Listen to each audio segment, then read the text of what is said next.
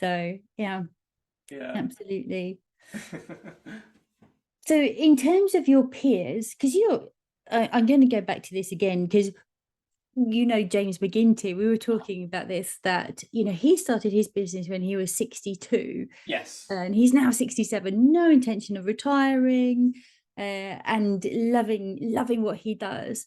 And you're so the opposite side of this, like starting a business at 23.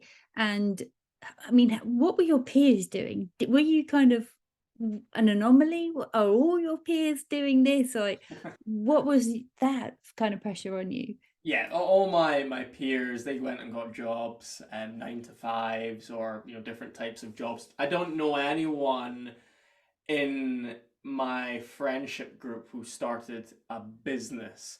Now, my girlfriend has started a business recently, but she did that when she was, I think, 26. Mm. And obviously she had seen me do it for the last 4 years. So that's a little bit different. But straight out of university, I didn't see anyone else do it, per se.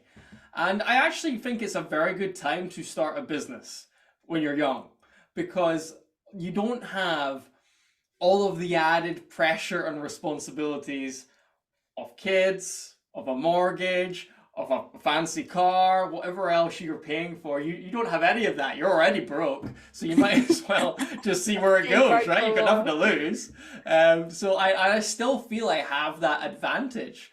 During COVID, a lot of people were retracting massively. But I didn't feel like I needed to ever think about getting a different source of income because I didn't have a lot of bills to pay essentially. I mean, I've got my flat, of course, I need to pay for, but I don't have a mortgage or anything like this. I don't have kids. I don't even have a pet.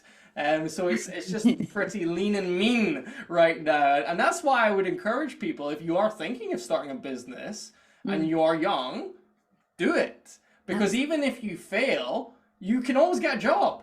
There'll always be jobs out there, but you might not always feel you have the opportunity to start a business. So that's why I think it's a good time to start. You're making me think now of another guest who I've spoken to, uh, Joe, and he said that he he's he started a business straight out of college, straight out Uh-huh. of university. But the best piece of advice that he didn't take was when his uncle had told him to get a job to see how things operate. But he didn't. He decided to go out on his own and get a job and do things his own way, only to kind of uh, I want to say fail, but not fail. He did decide to go into employment afterwards. Mm-hmm. It didn't quite work or whatever. And then he found out, oh, so this is how you do things. This is how businesses are run. And then he learned so much from working in a business. So there is that element of like, well, if you've never worked for anybody, I know you had a few jobs when you were younger, but if you haven't been in employment, then you don't get to learn certain things about the way businesses are run. How do you feel about that? I mean, do you feel Yeah. like you're missing things? Um, yes and no. This is what my mom wanted me to do. She was all Mm, behind public speaking. She was always supported me all the way through my life, but she wanted me to work for an organization who do this training so that I yeah. could learn and then maybe do my business later. And for the reasons, was it Joel? Was it Joel you Yeah, mentioned there? yeah. He said that makes sense because then you get to glean the information, you get to see how a bigger organization runs things, and then you can apply that to your business. But what will you get if you work for that job? You'll get a salary.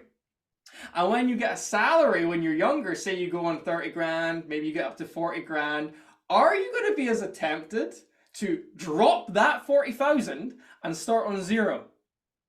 Probably not for most people. And I know so many people where they take a salary over their happiness. They take the money over what they actually want to do.